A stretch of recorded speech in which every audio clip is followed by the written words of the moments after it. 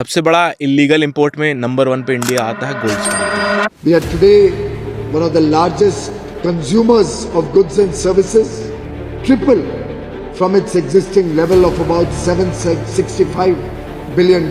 Illegal import और illegal export बहुत ज़्यादा बढ़ रहा है। क्यों हो रहा है? क्या क्या चीज़ें इलीगली एक्सपोर्ट हो रही हैं और इंपोर्ट हो रही हैं? क्योंकि यहाँ पे जो देखा गया है वो हवाला भी होता है, स्मगलिंग भी होती है, प्रोहिबिटेड आइटम की तस्करी जिसको हम स्मगलिंग कहते हैं वो भी होती है, और फेयर ट्रेड भी होता है। जैसे चाइना है, चाइना में 2 out of every 3 person is an exporter. India में 1 out of 10 is an exporter. इतने कम है। आज मेरे पास प्रोडक्ट की अवेलेबिलिटी है, मेरे पास ऑर्डर है और मुझे बाहर भेजना है। कौन कौन से स्टेप्स फॉलो करने पड़ेंगे? तो इंडिया के लेफ्ट और राइट में हिस्से हैं कंट्रीज के।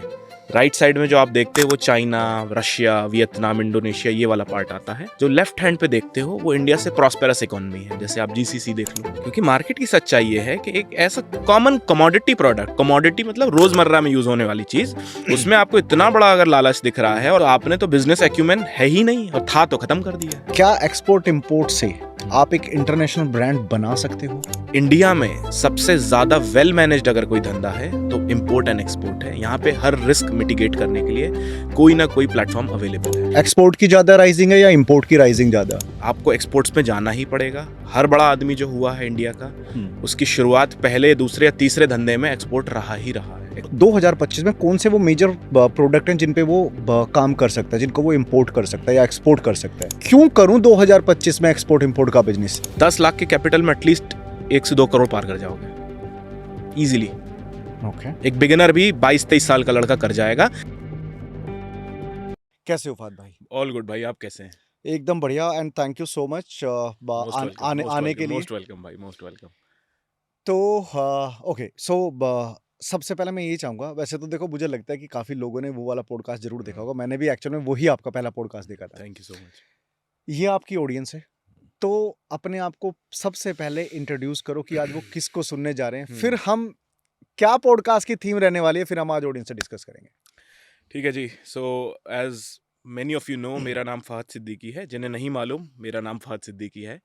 मैं एक एक्सपोर्टर हूँ एंड एक्सपोर्ट्स कंसल्टेंट हूँ। मैं 5 साल से लगभग इस फील्ड में हूँ। 2020 में मेरी एंट्री हुई थी इस फील्ड में। एंड कुछ सो कॉल्ड गुरुज का मैंने 20-25 हज़ार के कोर्सेज ले लिए थे उस वक्त। ओके। हाँ, तो मैंने सीख लिया था, जो बढ़िया पोर्ट विजिट वगैरह भी कराते हैं। ऑनलाइन ट्रेनिंग ले ली कोविड के टाइम पे, पीक कोविड में मैंने ट्रेनिंग ली। और वो भी ऐसे ली कि डिनर करते करते एक भाई साहब का ऐड दिख गया था 199 299 का, तो मैंने बोला अटेंड करते हैं, देखते हैं।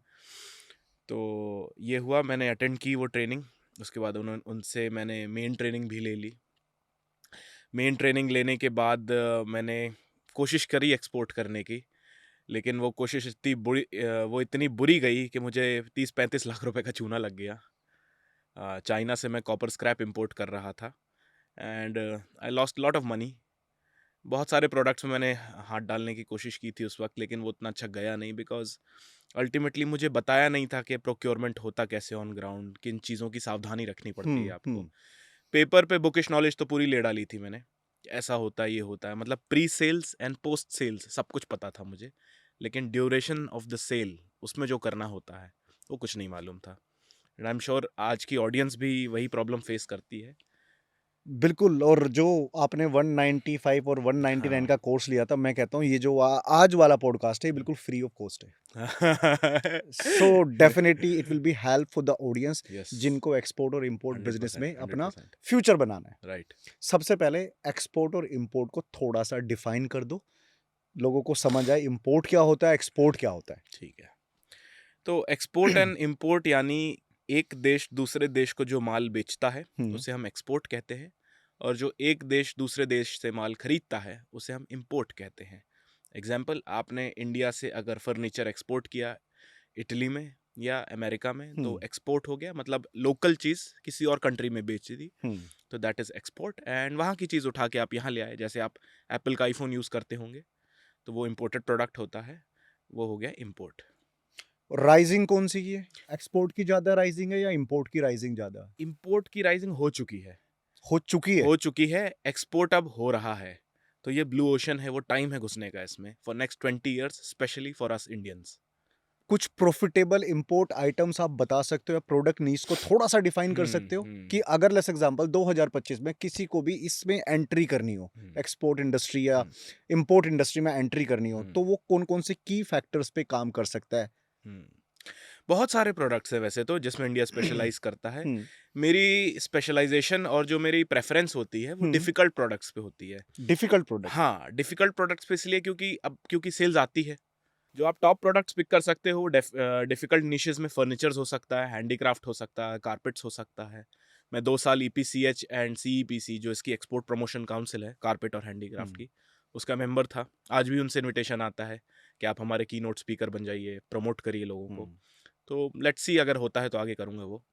इस पे आप जा सकते हैं। इंडिया में और भी बहुत सारी चीज़ें हैं जिसमें इंडिया स्पेशलाइज करता है। नहीं, मुझे ना वो प्रोडक्ट चाहिए बेसिकली आपसे ना। हम्म, अगर लेट्स एग्जांपल कोई भी अपना एंट्री लेवल स्टार्ट करना चाह रहा हो इस जी इंडस्ट्री में, जी इस बिजनेस में स्पेशली, तो वो 2025 में कौन से वो मेजर प्रोडक्ट हैं जिन पे वो काम कर सकता है, जिनको वो इंपोर्ट कर सकता है या एक्सपोर्ट कर सकता है? अच्छा, इंपोर्ट एंड एक्सपोर्ट टोटल अगर मिला के देखा जाए तो पहले एक्सपोर्ट की बात कर लेते हैं ठीक हम। है। एक्सपोर्ट्स में आप इंडियन फर्नीचर्स को यूज़ करिए, खासकर जो राजस्थान साइड के हैं हम्म उनको बेचना आसान है। हम्म डिमांड बहुत ज़्यादा है और बढ़ती ही चली जा रही है और उस पर कोई प्राइस टैग नहीं होता। एग्जाम्पल, अगर ये लकड़ी की टेबल मैंने बोल दिया 2 लाख की है तो है। अब आप इमेजिन कर लिए ये कितने की पड़ी होगी आपको इंडिया में, बेच कितनी की रहे हो। तो it depends on your skill of sales. तो आप फर्नीचर पे जा सकते हैं। आप हैंडीक्राफ्ट में इतना बड़ा मार्केट है हैंडीक्राफ्ट का। आप मुरादाबाद से ले सकते हैं हैंडीक्राफ्ट, आप सहारनपुर से ले सकते हैं, आप बहुत सारी जगह से ले सकते हैं, जोधपुर से ले सकते हैं। यहाँ से आपका हैंडीक्राफ्ट एक्सपोर्ट क्वालिटी का मिल जाएगा। ये एक पूरी कैटेगरी बता रहा हूँ मैं आपको ओके। कि आप कैटेगरी में घुसोगे तो कई हजार करोड़ का एनुअल टर्नओवर है इसका एक्सपोर्ट्स का। तो पहला एक आपने बताया फर्नीचर में आप जा सकते हो, हाँ, सेकंड आपने बताया हैंडीक्राफ्ट में जा हैंडीक्राफ्ट में सकते जा हो। सकते हो। थर्ड, आप कारपेट्स में जा सकते हो। इंडिया के कारपेट स्पेशलाइजेशन है इंडिया का कारपेट्स में। भदोही से ले सकते हैं, मिर्ज़ापुर से ले सकते हैं आप, कश्मीर से ले सकते हैं आप कारपेट, जिसकी पूरे वर्ल्ड में मुंह बोली डिमांड है कि आप जो बेचोगे वो बिकने लगेगा वहाँ पे। It is only the art of sales. तो ये तो 3 प्रोमिनेंट प्रोडक्ट है। इंडियन इलेक्ट्रॉनिक्स में भी इंडियन मैन्युफैक्चरर्स बहुत आगे बढ़ रहे हैं, तो इलेक्ट्रॉनिक्स में भी जा सकते हैं आप। एंड टेक्सटाइल्स में इंडिया का बहुत बड़ा मार्केट कैप है। टेक्सटाइल्स में जा सकते हो, कपड़े हो गए, इसमें आप जा सकते हो, जिसमें आपका बेबी वेयर आता है, मेंस वेयर, किड्स वेयर आता है, फिर इसमें स्पोर्ट्स वेयर आता है। बहुत बड़ी कैटेगरी है। मतलब ये जो मैंने आपको 1 मिनट में गिना दिया ना, ये कई हज़ार करोड़ की कैटेगरी है। But do you think it's, मैं एक स्टैट्स भी देख रहा था जी। जहाँ पे ये मेंशन था कि एक्सपोर्ट इंपोर्ट में जितना प्रॉफिट और जितना मार्जिन है वो किसी भी इंडस्ट्री में नहीं है, but this industry is very saturated and very difficult to survive in import and export industry. Question बहुत अच्छा है आपका, बात भी सही है। इसमें स्टार्ट करना सबसे डिफिकल्ट है, सर्वाइव करना थोड़ा सा डिफिकल्ट है। क्यों डिफिकल्ट है? क्योंकि यहाँ पे जो पहले से एस्टेब्लिश्ड प्लेयर्स हैं उन्होंने मार्केट को एक छत्र राज जिसको कहते हैं ना वो करते हैं। ठीक है। कि चाहिए तो इन्हीं से चाहिए। जैसे स्टील माने टाटा स्टील, उसके ऊपर कुछ दिखता ही नहीं इंडिया में लोगों को। क्यों ऐसा कर पा रहे हैं? क्योंकि उन्होंने अपने आप को एज ए ब्रांड एस्टेब्लिश करने पे मेहनत करी है। हम क्या करते हैं, क्यों ये डिफिकल्ट हो जाता है? By the way, on reality is not that difficult. आम लोगों को इसलिए डिफिकल्ट लगता है क्योंकि उनको लगता है कि मैंने एक पेन उठाया बेच दिया, उठाया बेच दिया, मतलब खरीदो घर से बेचो घर से, खरीदो घर से बेचो घर से। नहीं भाई, ये ऑनलाइन ऐसा कोई धंधा नहीं है, गैम्बलिंग वगैरह नहीं है जिसको आप ऐसे ही घर बैठे कर लो। यहाँ पे अपने रिस्क होते हैं। सप्लाई का रिस्क है, सेल्स का रिस्क है, लॉजिस्टिक्स का रिस्क है, पेमेंट का रिस्क है। लेकिन इंडिया में सबसे ज़्यादा वेल मैनेज्ड अगर कोई धंधा है तो इम्पोर्ट एंड एक्सपोर्ट है। यहाँ पे हर रिस्क मिटिगेट करने के लिए कोई ना कोई प्लेटफॉर्म अवेलेबल है, कोई ना कोई जरिया अवेलेबल है। अगर मैं आपको यहाँ इंडिया में उधार दे दूँ तो मेरे पेमेंट आने की कोई गारंटी नहीं है। अगर मैं आपसे चेक भी ले लूंगा ना तो चेक बाउंस हो जाएगा, 5 साल केस लड़ूंगा। चेक बाउंस का 38 NIA का चेक बाउंस का केस होता है। 5 साल आपसे केस लड़ूंगा और मुझे ही अपना पैसा भीख की तरह मांगना पड़ेगा। एक्सपोर्ट्स में यही चीज़ अच्छी है कि यहाँ everything is managed from A to Z। तो जिसको नहीं है मालूम, ज्ञान नहीं है, उसके लिए इट इज़ वेरी डिफिकल्ट। हम कहते हैं ना कि गुरु बिना ज्ञान नहीं। बिना देखे समझे आप अगर एक स्विमिंग पूल में कूद जाओगे, आपने हाथ पैर भी नहीं चलाए पानी में, तो डूबना तो तय है ना, क्योंकि आपने एक सुसाइड पेपर पे साइन किया था अपना कि मैं कूदने जा रहा हूँ। मैंने इन्वेस्टमेंट अपने ऊपर नहीं किया स्किल्स सीखने में। मार्केट में प्रॉब्लम ये है स्किल्स की कि लोग आपको प्री सेल्स बताते हैं, पोस्ट सेल्स बताते हैं कि ऑर्डर आने से पहले क्या करना है, ऑर्डर आने के बाद क्या करना है। वो ड्यूरेशन के बीच में जो जो करना है ना सेफ्टी रखने के लिए, वो कोई नहीं सिखाता। ओके। कोई भी चीज़ इंपोर्ट या एक्सपोर्ट करने के लिए एक क्वालिटी चेक होता है प्रोडक्ट का, और उस पे जो एक स्टैट्स था कि हम तकरीबन 75% हम उस क्वालिटी चेक में फेल हो जाते हैं, जिस वजह से जो आपने अभी रूट बताया ना, ए से लेके जेड तक का जो पेमेंट वाला स्टकअप है, वो आता है इंटरमीडिएटरी जिसको बोलते हैं बैंक्स का। तो वो बैंक में कहीं ना कहीं लिटिगेशन फाइल हो जाता है।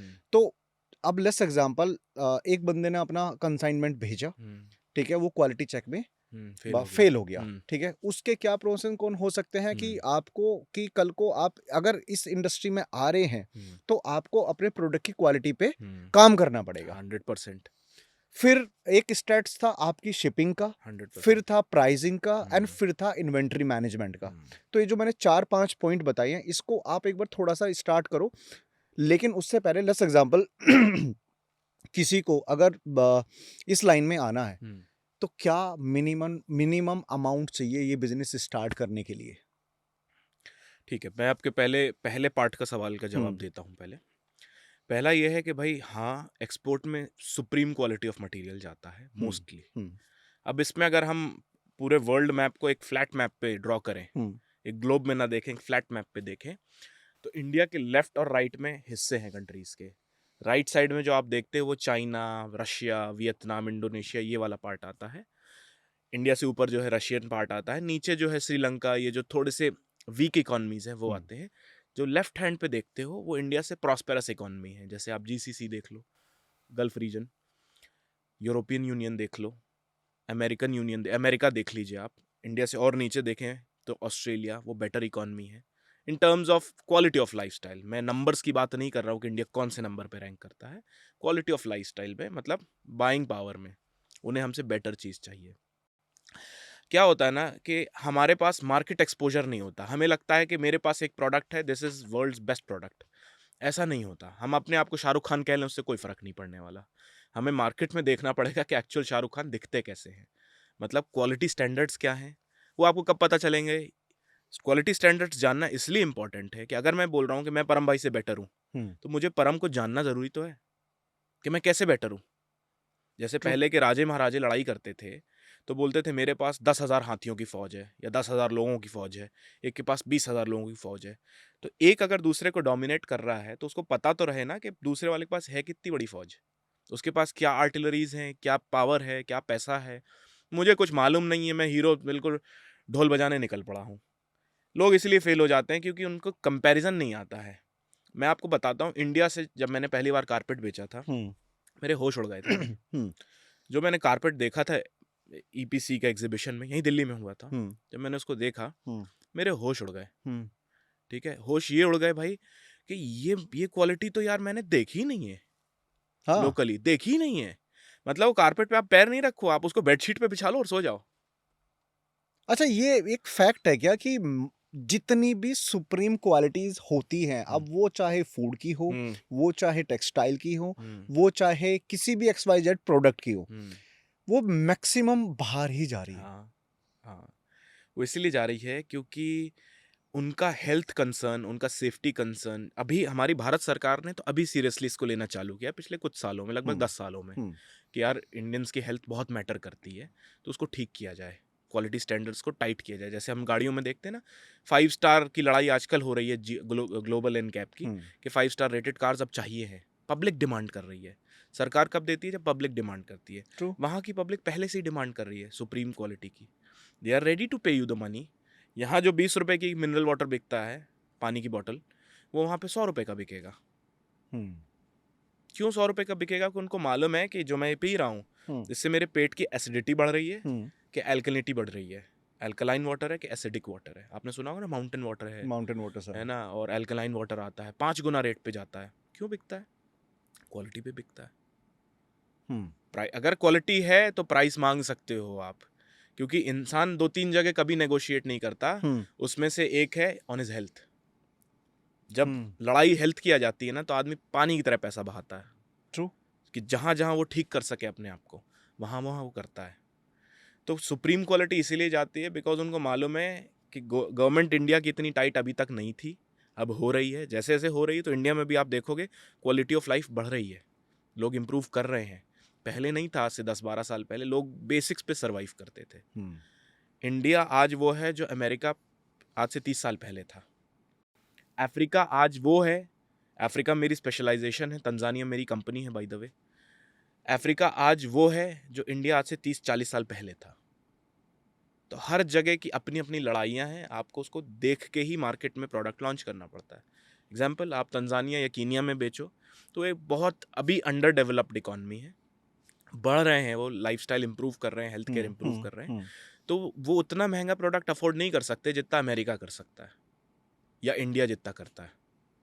ओके। हाँ, तो हर जगह बहुत महंगा प्रोडक्ट नहीं जाता, हर जगह कुछ जगह सस्ता भी जाता है। जैसे हम इंडोनेशिया देख लें, फिलीपींस देख लें, तो सस्ते आइटम्स जाते हैं। तो मैं वापस से अपने सवाल पे आता हूँ कि अगर किसी को बिजनेस आज स्टार्ट करना है तो क्या मिनिमम अमाउंट होगा, कि एक मिनिमम अमाउंट जो आप एडवाइस कर पाओ, बता पाओ कि इतने अमाउंट से भी आप इस बिजनेस में आ सकते हो?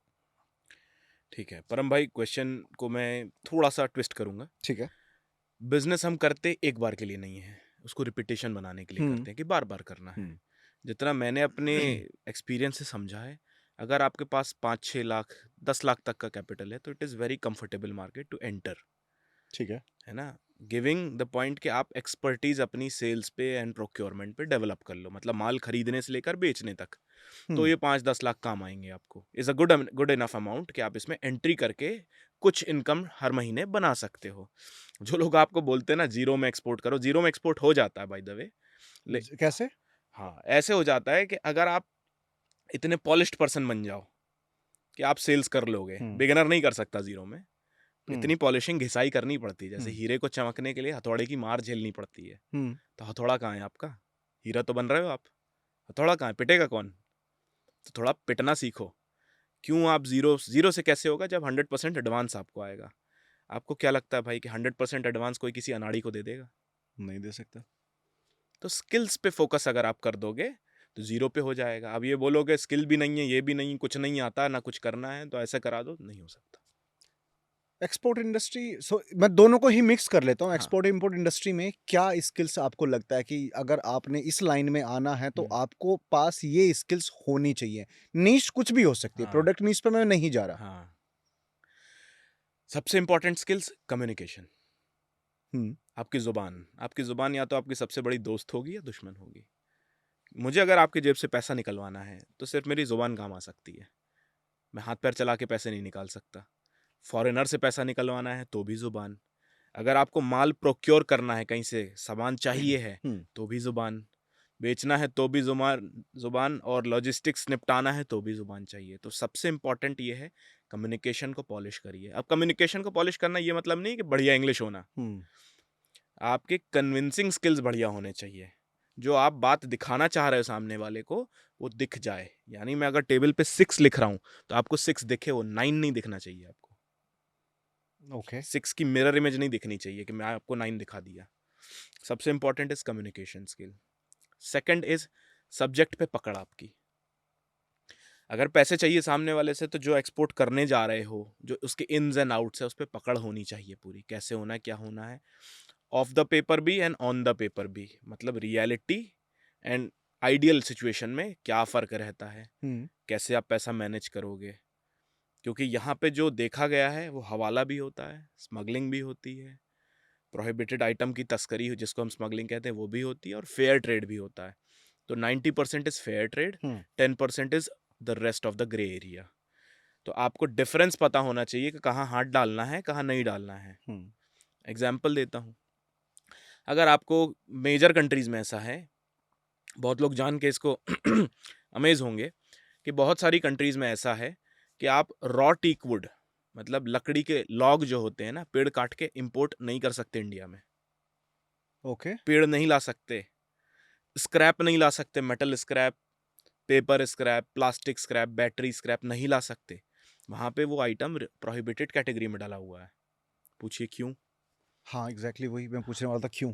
इसीलिए क्योंकि अगर वहाँ की लकड़ी को आप इंपोर्ट कर ले जाओगे दूसरे देशों में, तो आपने तो उनके फॉरेस्ट को खाली कर दिया। ओके। आपने उनके फॉरेस्ट को काट के ख़त्म कर दिया। लेते गए माल, लेते गए, सस्ते दामों में यहाँ पे आ रहा है, वहाँ के लिए महंगा था भले ही। एक वक्त आएगा जब उनको लोकल रिक्वायरमेंट रहेगी और उनके पास कोई रॉ मटेरियल नहीं रहेगा, तो सरकार वहाँ के सिटीजन्स के राइट्स बचाती है कि आप यहाँ का रॉ मटेरियल वहीं छोड़िए। This is happening in would, this is happening in scraps. Majority African Nations में स्क्रैप एक्सपोर्ट बैंड है। और मैं आपको बात बताता हूँ, जो लोग B2B पोर्टल से जाते हैं ना स्क्रैप इंपोर्ट करने या कहीं से भी ओपन ऑनलाइन प्लेटफॉर्म हाँ। से, वहाँ पे करोड़ों के स्कैम्स हो रहे हैं। करोड़ों के स्कैम बोल रहा हूँ मैं आपको, कम से कम 5-6 करोड़ से नीचे कब उतर जाओगे पता नहीं चलेगा आपको। कैसे, इसको एक बार थोड़ा सा बताओ। स्क्रैप जो है उस कंट्री में बैंड है। ठीक है। ये मुझे इसलिए पता है क्योंकि मेरी कंपनी है वहाँ पे। ठीक है। जिसकी नहीं है उसका क्या, जिसके वहाँ कोई रूट्स नहीं है। मैंने आपको बोला परम भाई आप मेरे साथ जर्मनी चलिए, जर्मनी में ऐसा डांस होता है, मैं डांस दिखाऊंगा। अब मैं बोलूँगा जंगल में मोर नाचा, किसने देखा? मैंने एक स्कीम दे दी आपको। अब स्क्रैप एक ऐसा लुक्रेटिव बिजनेस इंडिया में इंपोर्ट करने के लिए कि आपको वो मार्केट रेट से लगभग 40% डिस्काउंट में देने को तैयार हो जाएंगे स्कैमर्स। तो आपके कान खड़े हो जाएंगे कि 1 करोड़ का माल लूंगा मैं, 60 लाख में आएगा, 10 लाख मिसलेनियस, जेब में कितना गया? 30 लाख। एक बिगिनर, एक बड़े बाप का बेटा घुस जाएगा पैसा लेके, या कोई भी बड़े बाप खुद घुस जाएंगे इधर, ठीक है, बोलेंगे अपन ने 3 कंटेनर, मेरे पास आ चुके हैं बाय द वे ऐसे कॉल्स कि सर 2-2.5 करोड़ डुबा दिए, कुछ बताओ क्या करना है।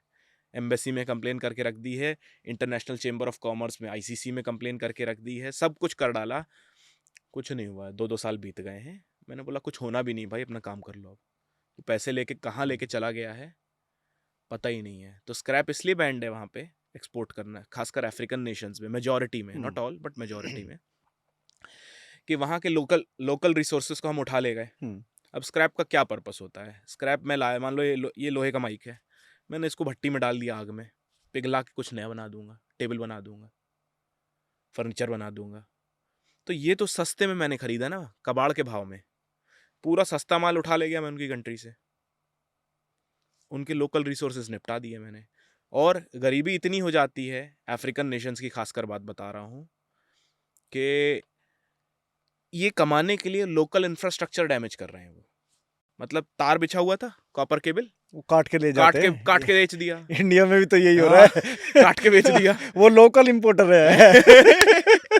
वो लोकल इंपोर्टर, आप देखो ना पार्क वगैरह होते हैं, आप देखो कोई ना कोई ग्रिल कटी हुई पाएगी। हाँ, अब सोचो ग्रिल काट के कोई किसके पेट में डालता होगा भाई ग्रिल। बट मुझे एक बात बताओ, जैसे स्कैम्स होते हैं, हाँ। अरे हमें वो लाइट डिम हो गई, वो बैटरी एक बार चेंज कर दो। चलो कोई नहीं, चेंज कर दो तुम। एक चीज बताओ फहद भाई, हाँ रितिका, नहीं ओके, जैसे स्कैम्स होते हैं, अब बैंक से टीटी कटता है, तो अगर मान लो आप इस लाइन में हो, तो बैंक को तो आप बीच में इंटरमीडिएट रख सकते हो ना, टू सेफ योर। पूछ लो, आप क्वेश्चन आंसर करता हूँ। हाँ ये पूछ लिया मैंने, पूछ लिया मैंने ऐसे। पूछो आप। हाँ, यही है सवाल, यही सवाल है। अगर ऐसा होता है हाँ। कि हम कहीं से इंपोर्ट कर रहे हैं या एक्सपोर्ट कर रहे हैं, बैंक में अगर टीटी आता है, ठीक है, सिंपल सा सवाल, सिंपल सा क्वेश्चन है, सिंपल सा आंसर है, जो स्कैमर होगा वो LC एक्सेप्ट नहीं करेगा। हाँ, LC एक्सेप्ट नहीं लेटर ऑफ करेगा। क्रेडिट एक्सेप्ट नहीं करेगा। वो बोलेगा इतना % token S advance and rest before delivery या बिफोर लोडिंग। अब क्योंकि आपके दिमाग में तो 40 लाख रुपए का कीड़ा है ना, 40% का। आप बिजनेस थोड़ी ना करो, तो आप तो स्कैम करने के लिए जा रहे हो, तो ठीक है। तो अगर आप सोचो एक स्कैमर जो आपको माल देने ही नहीं वाला है कुछ, वो आपसे 60% का करे, 30% का करे, 100% का करे, उसके लिए तो सब कुछ बोनस है। बट फिर भी ये एक गाइडलाइन है, आपके थ्रू ही मैं जी। बता पा रहा हूँ कि अगर आप इस लाइन में आ ही चुके हो, तो मुझे लगता है आपको ऐसे स्कैम से बचने के लिए बैंक्स को इंटरमीडिएट में रखना चाहिए, ताकि आपके पैसे की और माल की दोनों की सेफ्टी हो सके। देखिए ये बढ़िया सवाल है। जब आप इंपोर्ट करते हो या एक्सपोर्ट करते हो, तो स्कैमर्स आपके साथ आपकी कंडीशन नहीं चलने देते। अगर वो आपको 60, 70, 30, 40% मार्जिन दे रहे हैं एक ऐसे आइटम में जिसमें बेयरली 20% मार्जिन होता है, अगर, तो रेड फ्लैग तो वहीं दिख गया आपको। अब चूंकि आपने तो लाल कांटा खड़ा कर रखा है अपना लालच का, तो आप उस पर फोकस नहीं करोगे। मेरे पास आज भी लोग आते हैं कि सर मैं 40 लाख लगा देता हूँ, मैं 50 लाख लगा देता हूँ, मैं 60 लाख लगा देता हूँ, आप हाँ बोल दो, ये सेलर बोल रहा है ऐसा कर दूँ। मैंने बोला मैं बिल्कुल हाँ नहीं बोल रहा हूँ तेरे को, as a consultant, as a self exporter मैं बिल्कुल हाँ नहीं बोलूँगा। आपको अगर अपने पैसे में आग लगानी लगा लो, लेकिन मेरा उस पर साइन नहीं रहेगा। आप लगा लो, पूरा पैसा फेंक दो, मैं हाँ नहीं करूँगा उस पर। क्योंकि मार्केट की सच्चाई ये है कि एक ऐसा कॉमन कमोडिटी प्रोडक्ट, कमोडिटी मतलब रोजमर्रा में यूज होने वाली चीज, उसमें आपको इतना बड़ा अगर लालच दिख रहा है और आप उसमें हाँ भी कर रहे हो, तो आपने तो बिजनेस एक्यूमेन है ही नहीं, और था तो खत्म कर दिया, क्योंकि लालच में आ गए हैं। बैंक्स को आप बीच में रखोगे तो जो आपका सेलर है या बायर है वो एक्सेप्ट ही नहीं करेगा, कंडीशन ही नहीं मानेगा, क्योंकि उसको मालूम है अगर बैंक बीच में एलसी लेके या कुछ लेके कंडीशन आ गया तो मेरी दाल नहीं गलने वाली। मैं आपको एक और इंटरेस्टिंग बात बताता हूँ भाई, अफ्रीका में देखी थी। मैं जनरलाइज नहीं कर रहा हूँ, अफ्रीका में बायर भी नकली, एलसी भी नकली, बैंक भी नकली। बैंक बंद हो गया, पुरानी एलसी का ड्राफ्ट लेके घुमा रहे हैं। जो यहाँ फर्स्ट टाइम एक्सपोर्टर या इम्पोर्टर है उसको देख देख के खुश हो रहा है वो, एलसी का ड्राफ्ट आ गया, ये आ गया, वो आ गया। अब उसको कौन बताए कि एलसी का ड्राफ्ट डिजिटल आता है और ऐसे इशू भी नहीं होता सबको। तो ऐसे मार्केट में स्कीम्स चल रही है, पॉन्जी स्कीम तो हो रहा है। ये मेरे साथ एक्चुअल में हो चुका कई बार और फिर तो मैं इतना मतलब एक्सपर्ट हो गया। अब सिंपल सी बात है, आप एक इंडस्ट्री में इतना टाइम आपने दिया है तो आपको एक्सपर्टीज आ ही जाएगी। मैं ऐसे पेपर उठाता था, 4 लाइनें पढ़ता था और मैं ऐसे मुंह पे फेंक के मारता था कि भाई ये नकली है। आपने तो सर देखा ही नहीं है, देखा, मैं कहा ये नकली है। इतने फर्जी केसेस आते थे, और ऐसा नहीं कि बाहर से आ रहे हैं, इंडिया वाले भी कर रहे हैं। राइट, इंडिया वाले क्या कर रहे हैं, अब जितने भी कुछ भी अब एक्सपोर्ट इंपोर्ट हो रहा है, लेट्स एग्जांपल अगर कोई भी दुबई माल भेज रहा है, ठीक है, अब दुबई के बैंक्स वहां से रिसीवर बन रहा है, यहाँ से आपका ऑर्डर पंच हो रहा है, ठीक है, वो कल को माल वहां जा नहीं रहा है, लेकिन यहाँ पे आपको दिख रहा है कि अब यहाँ पे लोगों ने बैंकों में भी सेटिंग बना रखी है कि बैंक ने एक फर्जी एलसी दे दी, ठीक है, उसकी एक्सेप्टेंस होगी, वहां से कोई माल नहीं गया तो यहाँ पे सेलर भी फर्जी था और बायर भी फर्जी था। नुकसान किसका हुआ? बैंक का। फायदा किसका हुआ? सेलर और बायर दोनों का। तो ये भी एक स्कैम है एक्चुअल में। क्या एक्सपोर्ट इंपोर्ट से आप एक इंटरनेशनल ब्रांड बना सकते हो? इससे बेटर तरीका नहीं है कोई और कोई तरीका है भी नहीं। अगर आपको करोड़ों कमाने हैं, this is the safest option and the only option to make an international brand. क्योंकि अगर मेरे को इंडिया बैठ के 4 देशों में बेचना है या मुझे मल्टी करोड़ का बिजनेस खड़ा करना है, एक ब्रांड एस्टेब्लिश करनी है, एक्सपोर्ट के अलावा या इंपोर्ट के अलावा, खासकर अब एक्सपोर्ट्स में राइजिंगली, कोई और तरीका नहीं है। आपको एक्सपोर्ट्स में जाना ही पड़ेगा। हर बड़ा आदमी जो हुआ है इंडिया का, उसकी शुरुआत पहले, दूसरे या तीसरे धंधे में एक्सपोर्ट रहा ही रहा है। एक्सपोर्ट या इंपोर्ट, बोथ रहा ही रहा है। अडानी जी ले लो, अंबानी जी ले लो, टाटा ले लो, बिरला ले लो, किसी, you name it, you will have them. ये इतना सिंपल सॉर्टेड बिजनेस है। पैसे बनते हैं तो भैया यहीं बनता है।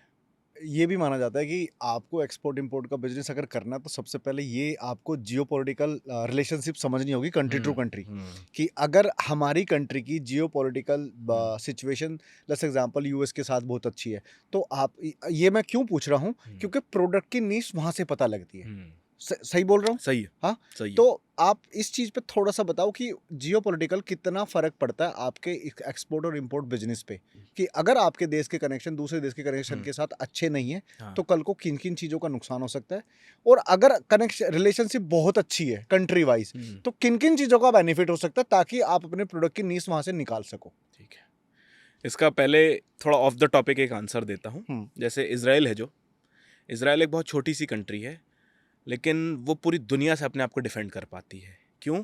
क्योंकि उनकी टेक्नोलॉजी बहुत स्ट्रांग है। हर जो फाउंडर है वर्ल्ड में, उसका इजरायली कनेक्शन मिल ही जाएगा आपको टेक्नोलॉजी में, खासकर कि वो इजराइल से बिलोंग करता था। मतलब ये है कि जिन कंट्री से उसको दोस्ती रखनी थी वहाँ वो हैं ऑलरेडी। ओके, वहाँ के जो सिटीजन्स हैं वो बड़ी बड़ी कंट्रीज में बैठे हुए हैं। अब वापस कमिंग टू टॉपिक जो आपने सवाल पूछा, एक सिंपल सा एग्जांपल देता हूँ। एक 3 कंट्री क्लस्टर है जिसे हम कहते हैं यूएस, कनाडा एंड मैक्सिको। ये तीनों अगल बगल के देश हैं, सटे हुए, जैसे इंडिया, बांग्लादेश, आपका भूटान, पाकिस्तान है, चाइना है, हम 3-4 कंट्रीज अगल बगल हैं पूरी। तो ये क्या करते हैं, इनके खुद में एक अग्रीमेंट रहता है कि भाई हम जो बनाएंगे इन तीनों कंट्रीज में पहले बेचेंगे। ऑफ कोर्स सी बात है कि लॉजिस्टिक्स कॉस्ट बचेगी, भेजने का भाड़ा बच जाएगा। दूसरी चीज़, पैसा अगल बगल में ही रहेगा। तो ये 2 प्राइमरी फैक्टर होते हैं कि क्यों कंट्री ट्रेड एग्रीमेंट्स करती हैं। इंडिया के ट्रेड एग्रीमेंट्स फॉर्चुनेटली बहुत सी कंट्री से बहुत बढ़िया हैं। स्पेशली जीसीसी रीजन जो है, गल्फ रीजन, वहाँ पे बढ़िया है हमारा।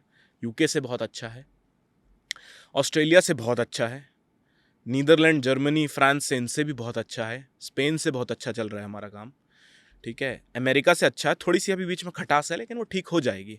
रेसिप्रोकल ड्यूटी ट्रंप जी लगा रहे हैं। रेसिप्रोकल ड्यूटी जो नहीं जानते उनको मैं बता दूं कि अगर इंडिया अपना माल यूएस बेचता है और यूएस अपना माल इंडिया बेचता है, तो सेम एचएस कोड पे, HS code is like defining a category of product, same HS code पे जितनी ड्यूटी इंडिया लगा रहा था उतनी अभी यूएस ने भी ठोक दी है। मतलब उसने बढ़ाई नहीं है, उसने आईना दिखाया है कि भाई इंडिया, तुम मेरे को अगर ये कैमरा एक्सपोर्ट कर रहे हो, 20% ड्यूटी थी तो हमने भी 20% लगा दी। वो अभी लेटेस्ट ही तो है कुछ, लेटे अभी कुछ हाँ, चल ही रहा है, हाँ, कुछ हफ्तों पुराना है, ठीक है। क्योंकि आई थिंक वो गाड़ी को लेके कुछ हुआ था, maybe गाड़ी को लेके है, टेक्नोलॉजी को लेके है, इलेक्ट्रॉनिक्स को लेके है, बहुत सारी जगह है। अब खैर उसके बहुत मायने हैं, लेकिन वो फ्री ट्रेड एग्रीमेंट्स वगैरह से सॉल्व किया जाएगा, थोड़ा वक्त लगेगा, लेकिन बिगिनर्स को इम्पैक्ट नहीं करेगा जिस लेवल पे अभी हम हैं। मतलब जो बिगिनर्स आते हैं 2, 5, 10 करोड़ का जिनको गेम करना है, उनको फ़र्क नहीं डालेगा। वो जो मल्टी करोड्स कर रहे हैं, 100, 150, 200 करोड़ का, हर हफ्ते हर दिन उनके मल्टी कंटेनर्स निकल रहे हैं, उनके लिए बहुत इम्पैक्टफुल है वो। मैं एक स्टैट पढ़ रहा था, उस पे एमएसएमईज के कुछ सेगमेंट्स बने हुए थे, कुछ इंडस्ट्रीज मेंशन थी। उन्होंने क्या किया कि they start with XYZ amount, और उन्होंने वो प्रोडक्ट, वो कमोडिटीज निकाली कि उन्होंने एक गरीब देश को सप्लाई देना स्टार्ट किया। वहाँ पे प्रोडक्ट की कॉस्ट बहुत माइल्यूट सी थी, लेकिन मार्जिन बहुत ज़्यादा था। क्यों? क्योंकि उनको पता था कि वो उस चीज़ को मैनेज कर पाएंगे। एक एमएसएमई का एक डिफरेंट सेगमेंट, जहाँ पे जैसे एग्जांपल जिनका टर्नओवर है 10 से लेके 50 करोड़ के नीचे, उन्होंने क्या किया, उन्होंने प्रोडक्ट की नीश निकाली जिन देशों के साथ हमारे कनेक्शन अच्छे हैं, ठीक है, और वहाँ पे उन्होंने कमाया, लेकिन उनकी क्वांटिटी ज़्यादा थी, इसलिए उनका मार्जिन भी ज़्यादा हो गया। ऑल्दो प्रोडक्ट वाइज अगर देखो तो margin was very less. Product की नीज कैसे पता कर सकता है? अगर लेट्स एग्जांपल कोई आज ये इस बिजनेस में आना चाह रहा हो, तो प्रोडक्ट की नीज कैसे निकाले कि कौन से प्रोडक्ट में उसको जाना है, कौन से प्रोडक्ट वो कर सकता है? क्योंकि कहीं ना कहीं वहीं से ही मार्केट का कैप, मार्केट का मार्जिन, प्रोडक्ट का मार्जिन, प्रॉफिट, वो सारी कॉस्ट निकल के आती है। ठीक है, देखिए, जब हम प्रोडक्ट या कंट्री सिलेक्ट करते हैं तो हमें दोनों चीज़ों को साथ में रखना पड़ता है, कॉम्बिनेशन चलता है। देसी भाषा में समझाऊं, हम दिल्ली में बैठे हैं, दिल्ली में जाड़ों के दिनों में, ठंड के दिनों में बहुत ज़्यादा ठंड पड़ती है, 1, 2, 3 डिग्री पे आ जाता है पारा, 5 डिग्री पे तो घूमता ही घूमता है। वहीं हम बॉम्बे की अगर बात करें, मुंबई की, तो पारा is like 17, 18 degree, 20 degree Celsius. Country एक ही है, प्रोडक्ट भी एक है, लेकिन सिर्फ मैंने उसकी लोकेशन चेंज करी है। तो यहाँ जो हम कपड़े पहनते हैं, जैकेट्स, स्वेटर्स, स्वेटशर्ट्स, वो वहाँ ठंड में नहीं बिकेगी, क्योंकि क्लाइमेट कंडीशन सूट नहीं करती। ये तो मैंने इंडिया की भर बात की। सोचो, इंडिया में मैंने 2 स्टेट्स बदले हैं और फेलियर आ गया, सक्सेस आ गई। मतलब अभी मैं ठंड में सूखे एक देश में, सूखे राज्य में बैठा था, दिल्ली जैसे, जो वैसा होता है कि बारिश कम होती भी है तो ठंड बहुत ज़्यादा पड़ती है। यहाँ पे मुंबई में बारिश बहुत होती है, लेकिन ठंड कम पड़ती है। हमेशा नमी वाला मौसम, मानसून वाला वेदर बना ही रहता है कि चिप गर्मी रहती है वहाँ पे। ये तो एक सिंपल सा सड़ा सा प्रोडक्ट था। और लेते हैं, दिल्ली में जब हम गाड़ियाँ चलाते हैं तो गाड़ियों को पेंट को कुछ डैमेज नहीं होता है। मुंबई में गाड़ियों के पेंट चिप ऑफ हो जाते हैं, उसमें करोजन होने लगता है, क्योंकि समुद्र है बगल में। समुद्र बगल में है तो उससे क्या होता है कि हवा जो उड़ती है, हवा के साथ नमक भी उड़ता है, और नमक जा के गाड़ियों में चिपकता है। क्या होता है? गाड़ी में जंग आने लगती है। ये ग्राउंड रिपोर्ट है, ये ग्राउंड रिपोर्ट है। अब अगर आपको पेंट प्रोटेक्शन बेचना है कहीं पे जहाँ पे फ्रीक्वेंट रिपीट रेट रहे, तो Bombay is a better city as compare to Delhi, because वहाँ पेंट चिपिंग हो रही है, मेंटेनेंस पे लोगों को खर्चा करना पड़ेगा। यहाँ पे पेंट चिपिंग कहाँ हो रही दिल्ली में? Okay, interesting. पेंट चिपिंग कहाँ हो रही इधर? ये बहुत छोटा सा बात है। एग्जाम्पल देता हूँ, इंडिया तंजानिया को बड़ी मात्रा में विग्स, जो नकली बाल होते हैं, वो बेचता है। वहाँ की जो औरतें होती हैं, अफ्रीकन वुमेन, इवन मेल्स भी जो होते हैं, दे आर बॉल्ड, गंजे होते हैं वो बचपन से, जेनेटिक्स हैं ऐसे। तो वहाँ पे आप देखोगे ना, एफ्रो हेयर्स कहते ही हैं हम, एफ्रो हेयर्स है, वो विग्स होती हैं पूरी, उसको बाल से अटैच कर लेते हैं। कोई पिंक कलर की लड़की विग लगा रही है, कोई ब्लू लगा रही, कभी ग्रीन हो गया, अगले दिन ब्राउन हो गया। India is the largest exporter of natural hair wigs, specially Africa में जाता है। ये कंपनी में नाम भूल गया, वो रजिस्टर्ड है टीयर 2 सिटी की, मेरे को याद नहीं आ रहा कहाँ का। उसने मात्र आई थिंक 30-40 उसने सारे सलून्स को पकड़ा, उसका उसने 2 बंदे रखे और सिर्फ उसने एक काम किया कि जाओ और सारे जो पूरे दिन के बाल कट के आए हैं उनको लेके आ जाओ। आज उसकी कंपनी का टर्नओवर मोर देन 500 करोड़ से ऊपर का टर्नओवर है सिर्फ बाल बेच के। और आई थिंक उसके अंडर में जो सलून आते हैं तकरीबन 700 से 800 सलून्स का वो मतलब बाल काट के बंदे सिर्फ लगा रखे ये कर रहा है, इसके अलावा और कुछ नहीं कर रहा। अब उसने उस धंधे को कैसे बढ़ाया, कर्लिंग से डिफरेंट डिफरेंट कलर के विग्स बना दिए। तो this is a very good example जो भी आपने दिया है। भाई इंसान जो है, चाहे इंडिया का हो, चाहे पाकिस्तान का हो, चाहे बांग्लादेश का हो, चाहे जहाँ का दुनिया है, अपने ब्यूटी पे, अपनी बॉडी पे बहुत खर्च रहा है आजकल। क्वालिटी लाइफ बढ़ा ली है उसने। मतलब मेरी स्किन कैसी दिख रही है, मेरे होंठ कैसे दिख रहे हैं, मैं किस गाड़ी में चल रहा हूँ, मैं क्या कपड़े पहन रहा हूँ। मैं आपको बताता हूँ, तंजानिया गया मैं, तंजानिया में बजाज की बाइक चल रही थी, टीवीएस की बाइक चल रही थी, इंडियन ब्रांड से भाई, ये टाटा के थे, शोरूम्स थे वहाँ पे बजाज के, ठीक है, लोग यूज़ कर रहे हैं। फिनिश्ड गुड्स बहुत ज़्यादा डिमांड में है पुअर कंट्रीज़ में, डेवलपिंग इकॉनमीज़ में, कि सस्ते में बेचो, जैसा आपने कहा सस्ते में बेचो, लेकिन इतने बल्क में बेचते हैं कि मार्जिन आ जाता है। और अच्छी बात बताता हूँ, जो लोग मैन्युफैक्चरर्स हैं स्पेशली उनके लिए है, आप लोग B2G बेच सकते हो। B2G मतलब बिजनेस टू गवर्नमेंट, वहाँ की सरकार सीधे खरीद लेगी आपसे, आपको माल पहुँचा के वहाँ स्टॉक करना है, वहाँ से देते जाओ। मेरे बहुत से क्लाइंट्स करते हैं, माल रखे रहते हैं वहाँ, देते जा रहे हैं, बांटते जा रहे हैं, जैसा ऑर्डर आ गया देते जा रहे हैं। टाइल्स रखवा दी, बढ़ती जा रही है टाइल्स, जैसी सरकार ने डिमांड करी। सेफ्टी हो गई, बल्क में परचेज हो गया। करोड़ों जो इंडिया में बनाने के लिए आपको कट मरना पड़ता, वहाँ कोई कटाई नहीं हुई, कोई मरना नहीं पड़ा। पता है मेरे को क्या लगता है, लाइक मैं अब सबका पॉइंट ऑफ व्यू डिफरेंट है। हमारे यहाँ पे ना लोग बाग मार्जिन को लेके कम, चोरी को लेके ज़्यादा इंटरेस्टिंग होते हैं। सेम ऑन अनदर साइड आप देखो तो अगर लेट्स एग्जांपल हमको कोई भी लाइसेंस अप्लाई करना हो, बंदूक का लाइसेंस आपको पहले मिल जाएगा, अगर आप बिजनेस करने जाओगे तो नहीं मिलेगा, क्योंकि उस बिजनेस करने वाले के डॉक्यूमेंटेशन इतनी हार्ड और इतनी लेंदी प्रोसेस है ना कि आप उसको पूरा पूरा करते करते कर ही नहीं पाओगे, मौत आ जाएगी, आपको मौत आ मौत जाएगी आ जाएगी लगभग। हाँ, अगर इसी में पूछूं, इस एक्सपोर्ट और इंपोर्ट इंडस्ट्री में कौन कौन से लाइसेंस आपके पास होने चाहिए? ठीक है, पहले बेसिक डॉक्यूमेंट्स की बात करते हैं। एक करंट अकाउंट होना चाहिए आपका, एक कंपनी होनी चाहिए पहले तो, सबसे पहले LLP हो सकती है, प्राइवेट लिमिटेड हो सकती है, प्रोप्राइटरशिप भी हो सकती है, बड़े लेवल पे हो तो पब्लिक लिमिटेड भी चलेगी। तो ये 4 मेजर कंपनीज है जो इंडिया में एक्सेप्टेड है। सेविंग्स अकाउंट नहीं होना चाहिए आपका बैंक का, करंट अकाउंट होना चाहिए मिनिमम, जो कि होता ही है स्टैंडर्ड। तीसरा, आपके पास GST होना चाहिए, पैन कार्ड होगा तो GST भी होगा, तो pan and GST is a must. पांचवी और आखिरी चीज़ जो आपकी last nail in the coffin बचती है इसमें, वो है IC यानी एक्सपोर्ट इंपोर्ट कोड, आपका लाइसेंस फॉर एक्सपोर्टिंग। एक इस पे भी इंटरेस्टिंग फैक्ट बताता हूँ। आज से 3-4 साल 5 साल पहले ऐसी बहुत सारी लोकल कंसल्टेंसी फर्म्स थी जो भोले भाले लोगों को बेवकूफ़ बना के इसके नाम पे 20-20 हज़ार रुपये लेती थी IC इशू कराने का। IC DGFT की वेबसाइट से निकलता है, 2 घंटे में मिलता है, 500 रुपये फीस है उसकी। 500 के 20,000? 20,000 ये कम, लोअर साइड में बोल रहा हूँ। जैसा मुर्गा फंस गया वैसी उसकी खुराक। अगर बड़ा आदमी, बड़े सेठ जी कोई फंस गए उनके पास, तो वो 50,000 लाख तक भी जाएगी कि बहुत मुश्किल प्रोडक्ट है। और जब वो मिल जाता था ना तो मिठाइयाँ बंटवाते थे। अब उनको कौन बताएगा, किसी को भी मिल जाता भाई IC। ओके, 500 रुपये में मिलता है। तो ये बेसिक ये डॉक्यूमेंट, बेसिक डॉक्यूमेंट्स हैं। अब बचते हैं इसके बाद के secondary documents, that totally depends on the category of product that you deal. Example देता हूँ, आप खाना बेचते हो, फूड आइटम, चाहे पैक्ड फूड हो चाहे ओपन फूड हो, FSI is a must. Food safety licence जिसको हम इंडिया में कहते हैं, वो मस्ट है।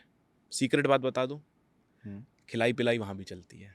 क्लेम नहीं कर रहा हूँ लेकिन एक्सपीरियंस बता रहा हूँ। ओके, खिलाई पिलाई वहाँ भी चलती है। तो आपके फैक्ट्री आते हैं जहाँ मैन्युफैक्चर होती है चीज़ें, पैकिंग वैकिंग देखते हैं। मतलब ये डार्क ट्रूथ है इंडिया का, सब जानते हैं इसको, ये चलती है। ये मिनिमम है, इतना चाहिए आपको। हमारा एक एक्सपोर्ट प्रमोशन काउंसिल है फूड की, जिसको हम अपीडा कहते हैं, एग्रीकल्चरल प्रोडक्ट्स से डेवलप की हुई चीज़ें। तो अपीडा की मेंबरशिप, वहाँ कोई खिलाई पिलाई नहीं चलती, साफ़ सुथरा एजेंसी है, गवर्नमेंट एजेंसी है, पब्लिक के भले के लिए बनाया है। 10-11 हज़ार रुपये में साल भर का मेंबरशिप मिल जाती है, ये मस्ट है। अब उसमें और डिपेंडिंग के कहाँ बेच रहे हो, क्या केमिकल डले हुए हैं, एग्जाम्पल, अगर आप यूएस बेचते हो तो यूएस एफडीए हम्म, वो मस्ट है, इंडिया से मिल जाता है। ठीक है, जीएमपी होता है, गुड मैन्युफैक्चरिंग प्रैक्टिसेस, वो भी मिल जाता है। मतलब मिलता तो सब कुछ है भाई। ठीक है, बस ये बात है कि ऑफ द टेबल कुछ, ऑन द टेबल कुछ। तो ये बेसिक लाइसेंस हैं। अब आप कितना डिफ़िकल्ट कैटेगरी उठा लेते हो। जैसे मेरे करियर में जो मैंने देखा है, सबसे difficult product for selling is pharmaceuticals. यही वजह है दवाइयाँ बेचना बाहर, इंडिया से बाहर, कि इसमें ना के बराबर कंपटीशन है। और India is known as the pharmacy of the world. India is known as the pharmacy of the world. लेकिन इसमें बड़े एक्सपोर्टर्स, बड़ी मैन्युफैक्चरिंग कंपनीज का एक छत्र राज है। क्यों है? क्योंकि लाइसेंसिंग इतनी महंगी है बाहर, इतनी महंगी है फार्मास्यूटिकल्स में। कितनी, क्या लेते हैं चलो, चार्जेस, बता ही दो। बता दो। एग्जाम्पल, हाँ। ये पानी की बोतल है, ये हाँ। दवाई हम मान ले रहे हैं, कफ सिरप है। ठीक है। अब आपको कफ सिरप में जाम्बिया की बात बता रहा हूँ, क्योंकि जाम्बिया में कर चुका हूँ ये। तो जाम्बिया में अगर ये कफ सिरप आपको बेचनी है, तो पहली चीज़ तो ये है कि आपको वहाँ पे अपनी कंपनी रजिस्टर करानी होगी। मस्ट है हर एक्सपोर्टर को, ठीक है। कि ब्रांड को रजिस्टर करना पड़ेगा कि क्या आ रहा है, जहर तो नहीं आ रहा उसमें। पहले रजिस्टर हम्म। करो उसको, नंबर 1। नंबर 2, इंडिया से लेकर वहाँ तक पहुँचने की जो कोल्ड चेन होती है दवाई की, वो ऑन पेपर भी मेंटेन करनी होगी। जैसे हम देखते हैं ना कि वैक्सीन्स आती हैं, तो वैक्सीन कोल्ड चेन से टूटनी नहीं चाहिए। ओके। मतलब अगर वो फ्रिज से बाहर आ गई वैक्सीन, तो खराब हो गई, खराब हो गई। वो काम नहीं करेगी, वो पानी बच गया अब आपका। ओके। हम कोविड की वैक्सीन लगाते थे, याद करिए, बर्फ में रखी रहती थी, बर्फ में ठंडे रखी है, में। हाँ हाँ बिल्कुल। वो ठंडा एक कंट्री से दूसरी कंट्री में आ रहा है कि नहीं, ये कौन इंश्योर करेगा? ओके। सरकार रिकॉर्ड मांगेगी, हाँ। आपको रिकॉर्ड चाहिए, रिकॉर्ड रखने का पैसा, मतलब पैसा तो लगेगा ना कुछ करोगे तो। 3rd, आपकी बॉटल पहुंच गई वहां पे कफ सिरप की, ऐसे ही थोड़ी पिला देंगे किसी को भी कि आप पियो मरो। 10 महीने क्लिनिकल ट्रायल, 10 महीने क्लिनिकल ट्रायल हैं, 10 महीने टेस्टिंग होगी, और उस पर 2-2.5 रुपए की फीस है पर मेडिसिन। वो 2-2.5 डॉलर की फीस है पर मेडिसिन। तो $2,500 कम्स टू अराउंड 2.25 लाख रुपए एक मेडिसिन का। अब आपको 10 मेडिसिन रजिस्टर करानी है, 20 लाख रुपए हो गया। अब बताते हैं यहाँ पे लूप होल क्या आता है। मैं अब आपके सामने भांडा फोड़ ही रहे हैं, पब्लिक को तो फोड़ ही दें। ठीक है। फोड़ ही देता हूँ मैं, हाँ, ठीक से फोड़ता हूँ। ठीक है, क्यों? इसमें कंपटीशन कम है दवाइयों में। एक्सपोर्ट्स में ना के बराबर कंपटीशन है इंडिया से, सब कोई नहीं कर पाते दवाई एक्सपोर्ट, इसलिए कम है। एक तो इतना पैसा और टाइम चाहिए है, जो ठीक है। लोगों के आम पास आम आदमी के नहीं पास है, 90% फिल्टर हो गए। हाँ हाँ। मतलब अच्छा, ये स्टॉक का पैसा नहीं था, ये तो पेपर क्लियरेंस का पैसा था, कि 10 महीने वेट करना है आपको और चेक करवाना है, तो इतना है। प्लस और सुनो, वहाँ जाके कहाँ स्टोर हो रहा है दवाई, यहाँ से वहाँ गई तो स्टोर कहाँ कर रहे हो, उसका रिकॉर्ड दो सरकार को। फोटो वोटो जमा होती है कि स्टोरेज हाउस कैसा है आपका, कूलिंग फैसिलिटी कैसी है, क्योंकि दवाई रखी हुई है, किसी के पेट में जाना है। आपने यहाँ से तो भेज दिया, वहाँ जाके ख़राब हो गई तो जो टेम्परेचर कंट्रोल चलती है उनकी बात कर रहा हूँ, ओके। जो नहीं चलती उनके लिए ठीक है। तो ये डिफ़िकल्ट पार्ट है। अब वहाँ पे अगर आपको बेचना है, अब खास बात और सुनो, बोलते आप किसी को लगता है कि अगर ये सब मैं नहीं कर सकता तो क्या कर सकता है वो? वहाँ वो ये कर सकता है कि जो कंपनीज वहाँ रजिस्टर्ड हैं, पहले की वहाँ मेडिसिन बोर्ड से अप्रूव्ड हैं, उसको यहाँ से एक्सपोर्ट करे और बेचे लोकली। एग्जाम्पल लेते हैं, एक एग्जाम्पल बस ले रहा हूँ, एक सन फार्मा की कोई दवाई है, सिप्ला की दवाई है। आप बोलते हो कि मुझे ये पैरासीटामॉल या कोई सी भी दवाई बेचनी है वहाँ, जो वहाँ रजिस्टर्ड है। अब बात आती है कि आप तो बेच दोगे, मैन्युफैक्चरर एनओसी दे रहा है क्या आपको? क्योंकि यहाँ पे मैन्युफैक्चर की क्यों एनओसी, उसकी रिक्वायरमेंट कहाँ से बता रहा हूँ, क्योंकि उसने अपनी डिस्ट्रीब्यूटरशिप किसी को दे रखी है। ओहो नहीं, आप मेरे डिस्ट्रीब्यूटर बने हो ब्रांड के, अगर आपके साथ मैं किसी और को खड़ा कर दूं तो ब्रांड ने ये कंपटीटर खड़ा कर दिया आपके लिए। तो पता, इसीलिए इस बिजनेस में 99% लोग ना फेल हो जाते हैं।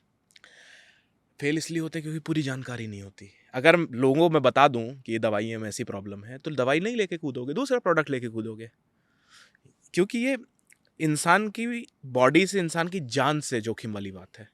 तो सरकार इतनी टाइट होती है, होना भी चाहिए, क्योंकि आप सीधे दवाई का कोई और प्रोसेसिंग नहीं होगी, वो फिनिश्ड गुड्स है, उसको खोलोगे, पियोगे, खाओगे। हम जो दवाई लेते हैं ना, उसमें कहाँ टेस्टिंग फिर करते, लाए, पत्ता खोला, खा गए, अब मर गया कोई तो कौन जवाबदारी लेगा? तो इसलिए गवर्नमेंट बॉडीज को टाइट नियम रखने पड़ते हैं, ज़रूरी भी है। ज़रूरी भी है। हाँ। इतना डिफिकल्ट सिर्फ फार्मास्यूटिकल है और कुछ नहीं है। कपड़े इजीली बिकते हैं, इंजीनियरिंग गुड्स इजीली बिकते हैं, बाकी आइटम आप मतलब 99% are easily saleable with minimum paper work, खासकर फूड, और सबसे मुश्किल इज फार्मास्यूटिकल्स। तभी आप देखो, मतलब I am not speaking against anyone, but India में जो फार्मास्यूटिकल कंपनीज के ओनर रहते हैं ना, वो दिन दूनी रात में 16 गुना तरक्की करते हैं। कंपटीशन कहाँ है बाहर? मैं एक बार रजिस्टर करा लूँ तो मेरा सानी कौन है वहाँ? मैं ही मैं बेसिकली हूँ। आपके पास में प्रिंसिपल होना चाहिए। हम ही हम हैं हमें और कोई नहीं है फिर, तो कौन लड़ेगा मुझसे? इसी वजह से अगर एक कॉम्पिटिटर, एक एक्सपोर्टर, एक मैन्युफैक्चरर ऑफ मेडिसिन 1 करोड़ का बिजनेस पहले महीने कर रहा है, तो आप छठे महीने में देखोगे साला 20 करोड़ पे, बाप रे। 20 करोड़ पे, क्योंकि उसने वहाँ जड़ जमा लिया। वो उसको लोकल बायर्स बस ढूंढने हैं। मेरा एक फ्रेंड था, वो भी यूएस हो गया आया था, तो आई डोंट नो, वो आई थिंक आउटकट पे कहीं पे रुका हुआ होगा।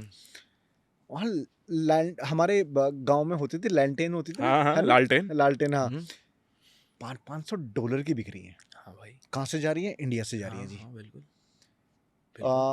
उपले हाँ अमेजन पे भी रजिस्टर्ड है। हाँ, है देखा मैंने, गोबर के उपले। गोबर के उपले हाँ, ये भी जा रहे हैं। ये भी जा रहे हैं।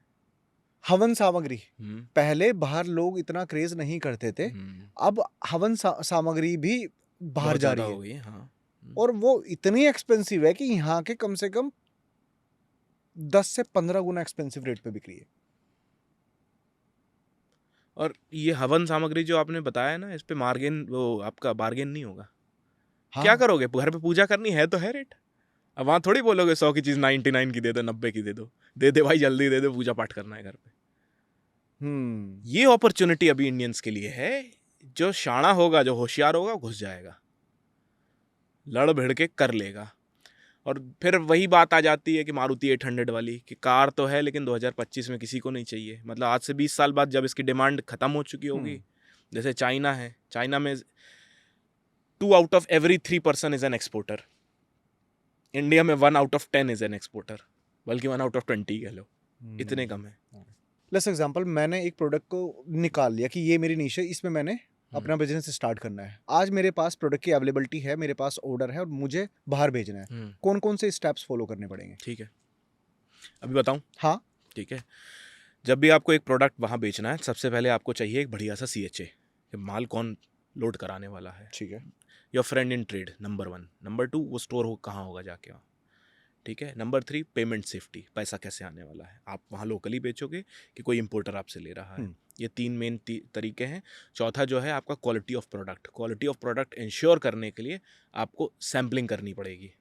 सैम्पलिंग मतलब अगर 20 पीस का ऑर्डर या 200 पीस का ऑर्डर है तो पहले 5 पीस भेजो। वहाँ माल जाके टेस्ट वेस्ट जो आपको कराना, आपकी इच्छा पूर्ति करने के लिए सब करा डालो। ठीक है। इसमें भी हेर फेर कर देते हैं साले इंडियन सप्लायर्स, कि ये दिखा के सीधे देंगे, दिखाया कुछ दिया कुछ। हाँ, इसीलिए जो ट्रेनर आपको बोलता है घर बैठे एक्सपोर्ट करो, वो आपका पैसा ठग रहा है, क्योंकि उसको मालूम है कि मैंने 20,000 का कोर्स बेचा है। अब 20,000 में लोग दिल्ली में दारू चिकन खा के निपटा देते हैं एक रात में, होश तक नहीं रहता। ये वाला टोन किसके लिए था? यहाँ होश तक नहीं रहता लोगों को। 20,000 की दारू पी गया मैं एक रात में। वो आप सोच रहा 20,000 में आपका करियर बनाएगा? वो कुछ लिखा है क्या उसके माथे पे? उसको पता है कि आपको 20,000 का जितना उसको अवेयरनेस देनी थी मैंने दे दिया है। यहाँ तो 5-5 लाख रुपए के कोर्सेज बिक रहे हैं इंडिया में, कराते कुछ नहीं है। कुछ नहीं कराते भाई, फैक्ट है वैसे ही। कुछ नहीं कराते। आपको बेसिक ज्ञान दे दिया, उधर लड़ते भिड़ते रहो। फोन नहीं उठाता जो आपका वो होता है कोच, फोन तक नहीं उठाता कि कल जिंदा थे कि आज मर गए। ये हालत है 5 लाख रुपए का प्रोग्राम लेने के बाद भी इंडिया में, क्योंकि वो टीचर है, उनको जो जितना ज्ञान था सब दे डाला उनने। वहाँ पे लोकल जो इश्यूज थे कौन देखेगा? एग्जाम्पल देता हूँ। मेरा 2023 में मैं काम कर रहा था DRC में। DRC is democratic Republic of Congo. Congo one of the most dangerous country. 2 Congo हैं अफ्रीका में, एक RC है, एक DRC है। ठीक है। रिपब्लिक ऑफ कॉन्गो है, उसी के बगल में DRC है। ठीक है। तो DRC में मैं काम कर रहा था। DRC पे मेरा जो बंदा था उसने मेरे को लगभग 1.5 करोड़ का चूना लगने से बचाया था। 1.5 करोड़ का चूना लगने से बचाया था। 1.5 करोड़ ना भी लगता तो एडवांस के नाम पे मुझे 20-30 लाख का फटका लग जाता। कैसे, क्या हुआ था? मेरे को स्क्रैप इंपोर्ट करना था वहां से। मुझे बढ़िया फैक्ट्री दिखाई गई वीडियो कॉल पे कि यहाँ फैक्ट्री है, ये स्क्रैप आपका कॉपर का रखा हुआ है। 2 करोड़ का एक कंटेनर आता है, 25 टन का, लगभग इंडिया क्लियर करके 2 करोड़ का पड़ता है। तो मैं पैसे वैसे जुटाने लगा, कैसे क्या करना है, एडवांस देना होगा है। ऐसे स्क्रैप में एडवांस नहीं चलता है, लेकिन उसने मेरे को ऐसी स्कीम दी कि हम गवर्नमेंट टेंडर से केबल प्रोक्योर करेंगे। फिर सुनना, गवर्नमेंट टेंडर जो होगा केबल के लिए, स्क्रैप केबल हम प्रोक्योर करेंगे, इस फैक्ट्री में पटकेंगे, उस फैक्ट्री में उसकी छिलाई होगी, जो मैं अपने सामने कराऊंगा, जो सेलर बोल रहा था वहाँ का। छिलाई होगी तो आपका कंटेनर आएगा, यहाँ से लोड होगा, जिसके लिए चाहिए 30% एडवांस। अब जो मेरे क्लाइंट्स हैं उनको मालूम है कि मैं कैसे नेटवर्क डेवलप कराता हूँ यहाँ पे। तो मैंने जब अपने बंदे को वहाँ भेजा तो काय की फैक्ट्री, काय का वेयर हाउस, काय की कौन सा बेचने वाला केबल, कुछ नहीं था। सब पॉन्जी स्कीम थी, सफ़ेद पेपर पे खाली पड़ा हुआ।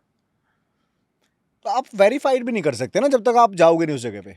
हाँ, अगर खुद लेने जाते हो तो नहीं कर सकते, लेकिन कुछ ट्रिक्स होती हैं जो इतना टाइम रह के सीख गए हैं। क्या ट्रिक्स है बताओ ना। सिंपल सी बात है, आप नेटवर्क डेवलप करो वहाँ पे। आपका बंदा वहाँ होना चाहिए। अगर बंदा है तो बहुत बढ़िया बात है, क्योंकि एक्चुअल मार्केट रियलिटी वो आपको बता देता है। इस धंधे में एक प्रॉब्लम और है, और ये सबसे मेजर प्रॉब्लम है, जो लोग इस बिजनेस को स्टार्ट करने से पहले 10 बार सोचते हैं। आपके पास प्रोडक्ट तो है, लेकिन आपके पास में उस प्रोडक्ट को खरीदने वाला खरीदार नहीं है। प्रोडक्ट आपका बहुत अमेजिंग है, बायर नहीं है आपके पास में। पहला फेलियर। दूसरा फेलियर, आपके पास में वेरिफिकेशन के स्टेप्स नहीं है, लेकिन ये जो भी आपने बताई ये स्टेप्स ऐड हो जाएंगे। तो सबसे पहले बायर कैसे ढूंढे? देखो, बायर को लेके इंडिया में बहुत हल्ला है। मैं बोलता हूँ buyer is never the problem. After working in this industry for 5 years, problem क्या हमारे प्रेजेंटेशन के तरीके में। पता मुझे क्या लगा? मुझे लगा प्रोडक्ट प्रॉब्लम है। नहीं, प्रेजेंटेशन के तरीके में प्रॉब्लम है। हम क्या कर रहे हैं मैं आपको बताता हूँ ना भाई।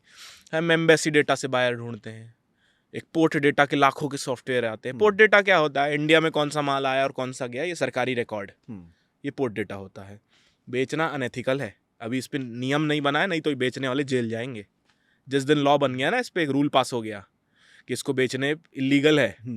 जैसे इंडिया में गांजा बेचना इलीगल है, अगर इसको इलीगल घोषित कर दिया जाएगा तो जितनी कंपनीज हैं जिनका महीने का टर्नओवर कम से कम 30-30, 40-40 करोड़ है, पोर्ट डेटा बेचने वाली। बाप रे।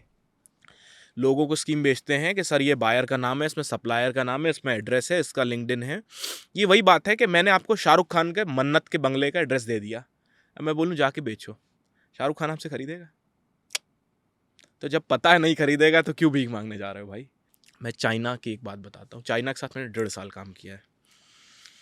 चाइनीज इतने रिजिड है अपने काम को लेके, 50% एडवांस लेते हैं और 50% बिफोर डिलीवरी लेते हैं। जो उखाड़ते बने उखाड़ लो। इंडिया के एक्सपोर्टर्स की ये हालत है कि एक बडिंग एक्सपोर्टर, मतलब मैं माफ़ी चाहूँगा, एक बेगर और एक्सपोर्टर एक लेवल पे है, मांग के चल रहा है काम। तो 2 चीज़ों पे आप फोकस करिए, प्रेजेंटेशन इम्प्रूव करो। ड्रास्टिक इम्प्रूवमेंट चाहिए इंडियन एक्सपोर्टर्स को प्रेजेंटेशन में, ठीक है। दूसरा, आप अपनी सेल्स स्किल्स को इम्प्रूव करो। अगर मैं बताऊँ आपको, मैं आपके सामने अपना बायर खड़ा कर दूँ ना, आप उसको भी नहीं ले पाओगे। वो खरीदने को ही बोलेगा तो नहीं ले पाओगे। क्यों? क्योंकि एक एक्सपोर्टर बात कैसे करता है, बिहेव कैसे करता है, रेट्स कैसे देता है, आपको तो वो तक नहीं मालूम है।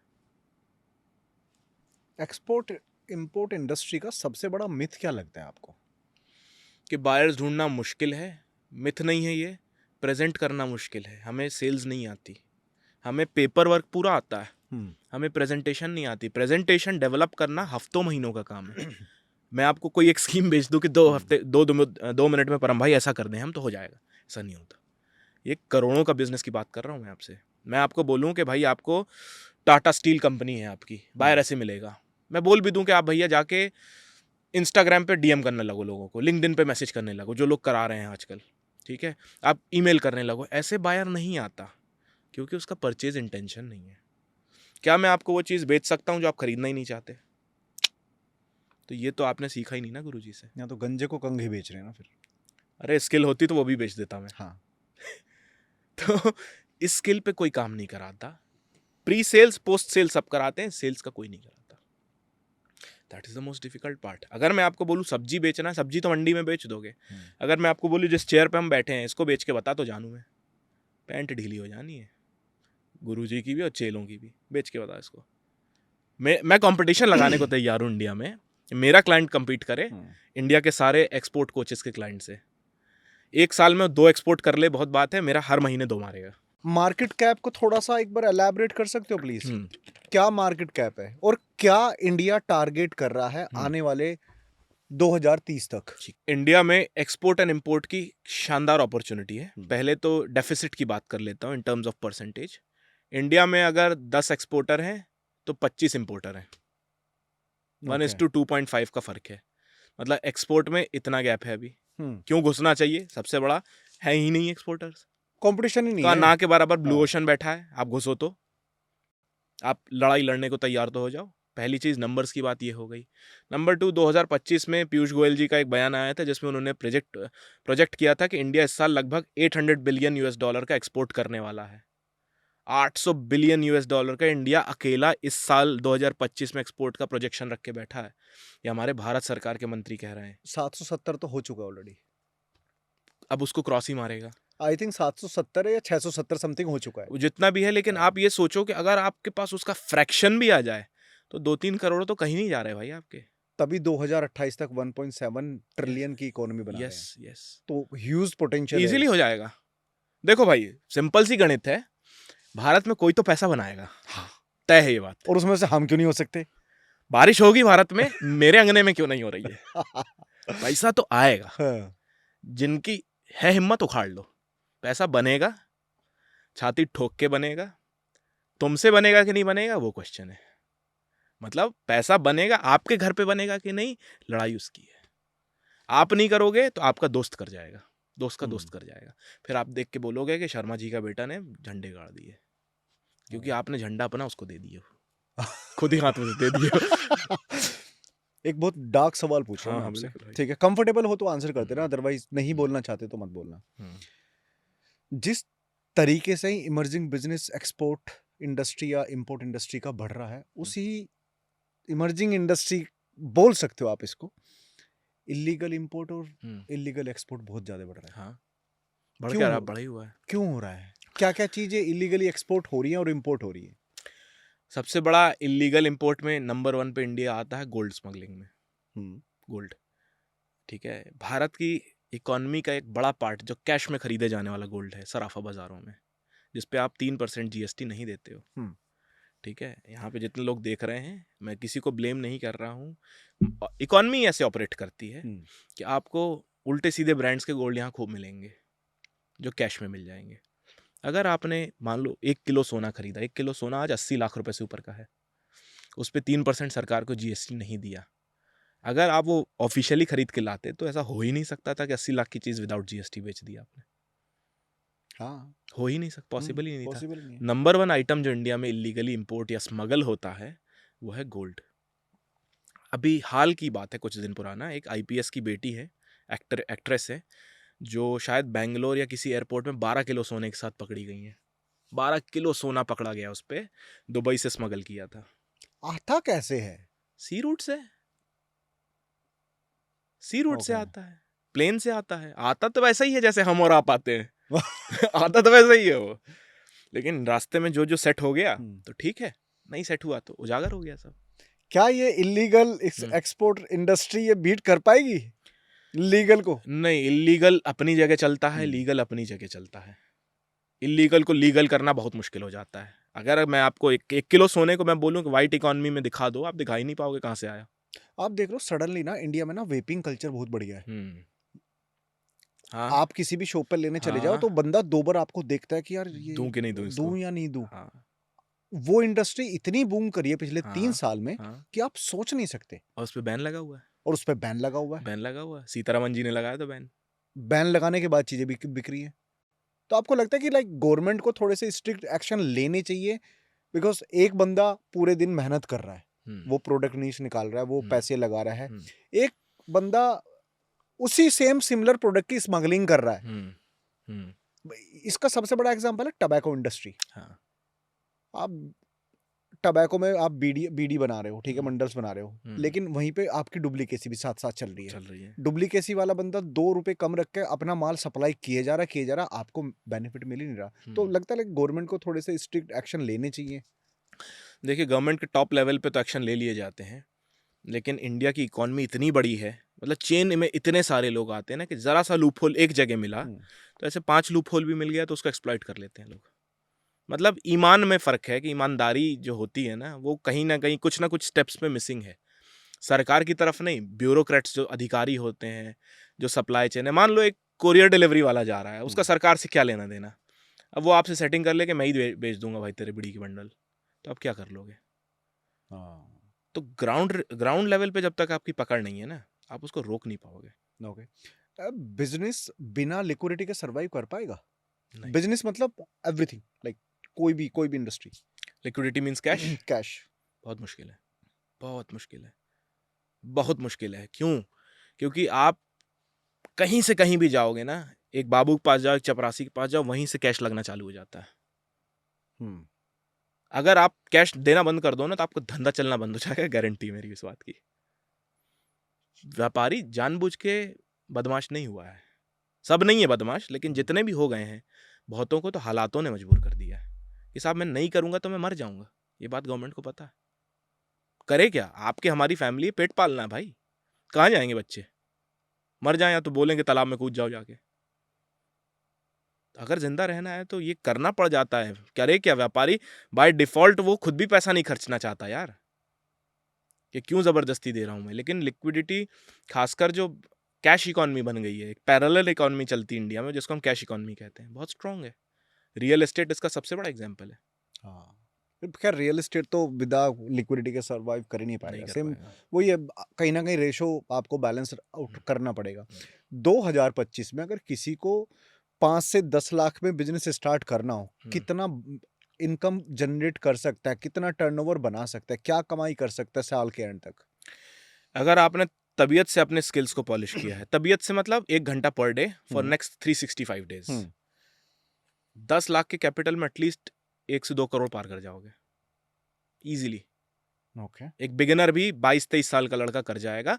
ये बेसिक लेवल की बात बता रहा हूँ। और अगर आपने और ईमानदारी से मेहनत करी, ईमानदारी से मेहनत करिए मतलब अपने आप को पॉलिश किया, प्रोडक्ट प्रेजेंटेशन में काम किया है, कम्युनिकेशन पे काम किया है, तो 5-6 करोड़ कहीं नहीं जा रहा है आपका। ये बेस्ट केस है। और फिर स्काई इज द लिमिट भाई, स्काई इज द लिमिट। मतलब सेल पे फिर वो कोई लॉजिक नहीं लगता है। सेल पे इमोशंस लगते हैं कि मेरे पास ये है, मैं बेचना जानता हूँ, तो बेचने को तो मैं कुछ भी बेच दूँ। पेन से लेकर जेट तक सब बिकता है। एक 20 रुपए के पेन से लेकर 20 करोड़ के जेट तक सब बिकता है। आपको बेचते आना चाहिए। अभी तक हमने बात करी ओवरऑल इंडस्ट्री को लेके, प्रोडक्ट्स को लेके, कमोडिटीज को लेके और मर्केंडाइज को लेके। नाउ ये गुड्स की सारी बात हुई, इंपोर्ट और एक्सपोर्ट की। बट अभी एक बहुत बड़ा शिफ्ट आने वाला है इसी इंडस्ट्री में, वो होगा service based, because AI introduce हो चुका है।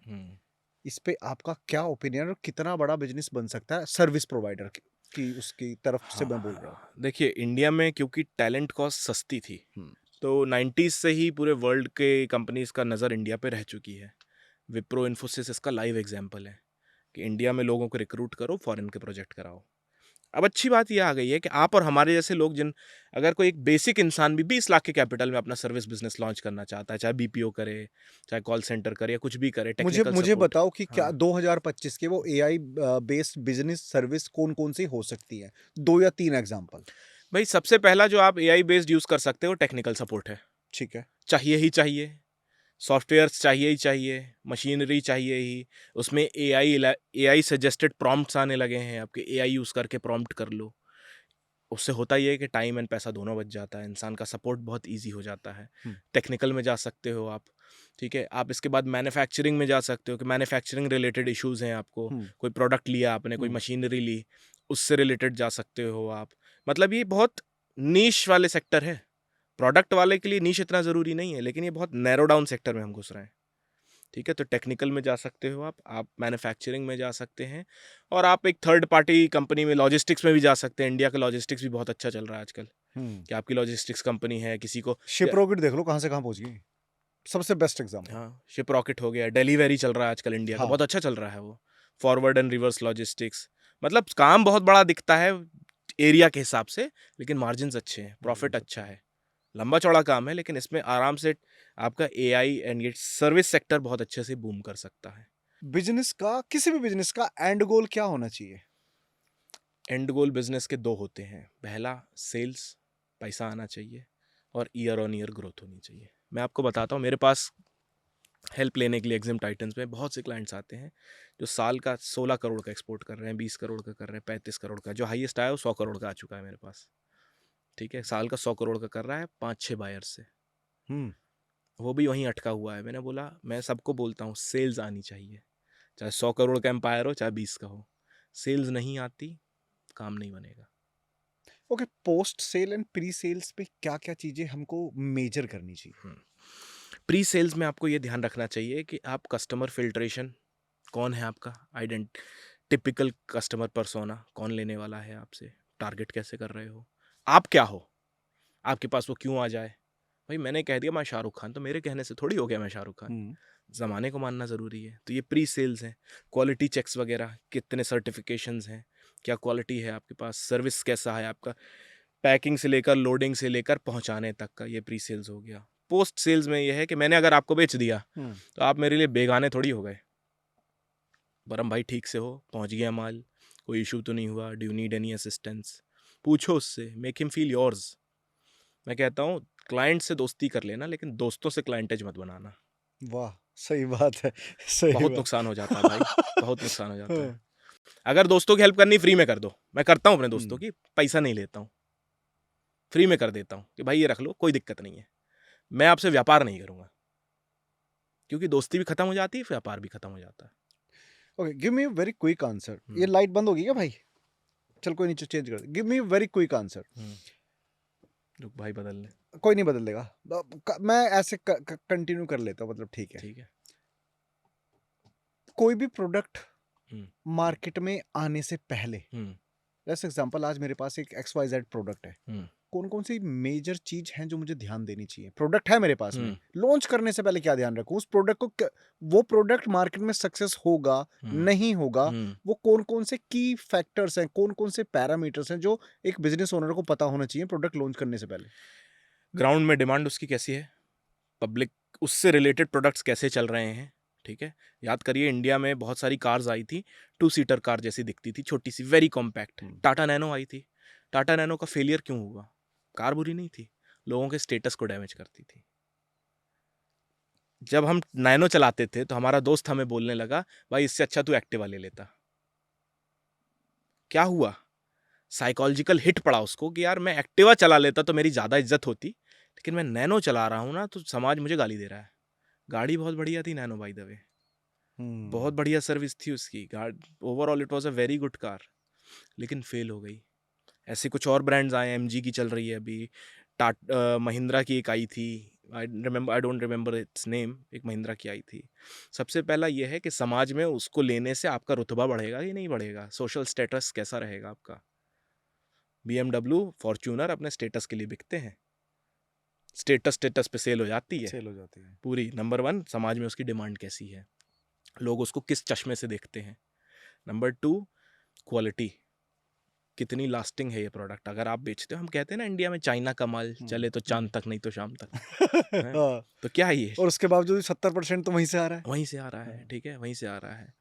सो क्वालिटी देखनी पड़ेगी आपको, कितना चलेगा वो, कितना नहीं चलेगा। By the way Indian goods की क्वालिटी काफ़ी अच्छी है, रेपुटेशन बहुत अच्छी है इंडिया की गुड्स पे। ठीक है, ये आपको देखना पड़ेगा, क्वालिटी, क्वांटिटी, कितना आप सप्लाई कर सकते हो।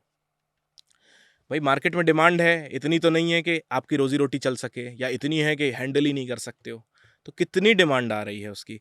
और चौथा, उसका लॉजिस्टिक्स कैसे मेंटेन करने वाले हो।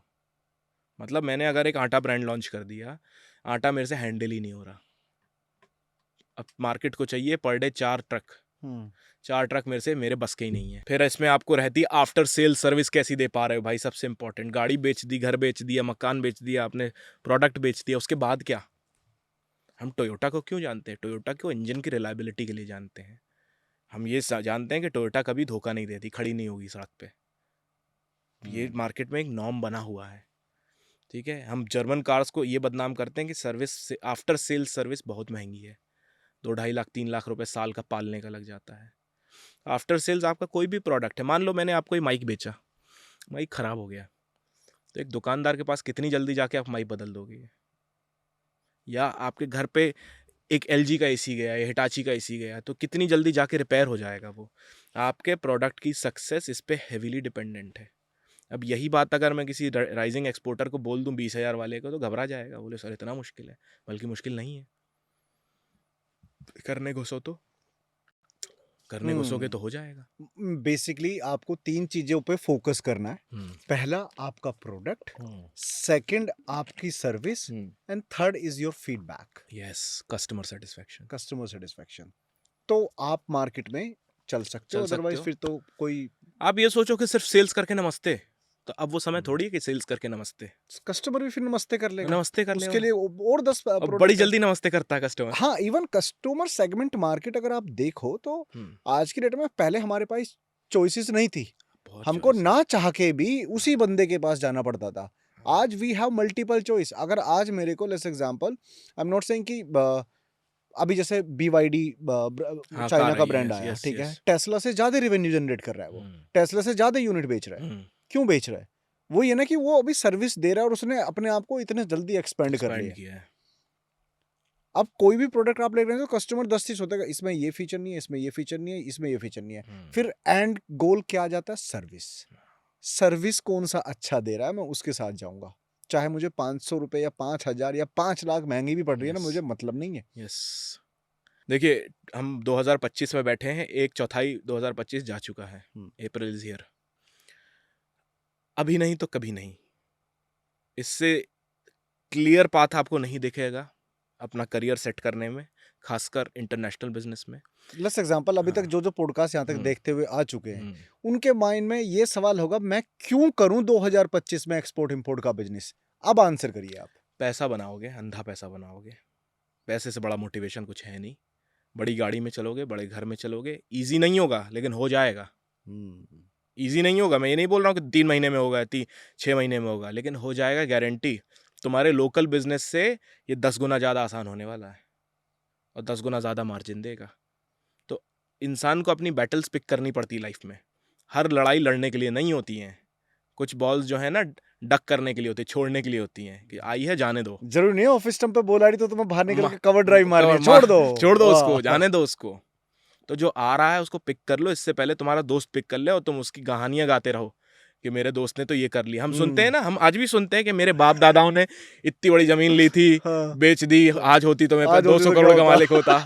तो भाई तू बन जाओ बाप, बाप, सही बात है, सही बात अब है। मौका है, हम्म। अब मौका है, बन जाओ आप। फहद भाई, बहुत अच्छा लगा मेरे को Thank you आपसे so much बात भाई, करके। thank you so much। जो नॉलेज, जो Thank you experience so much। और जो एक्सपर्टीज आपने Most अभी शेयर welcome, करी most है, welcome। So thank you Thank you so much भाई, thank you so much। Thank you everyone.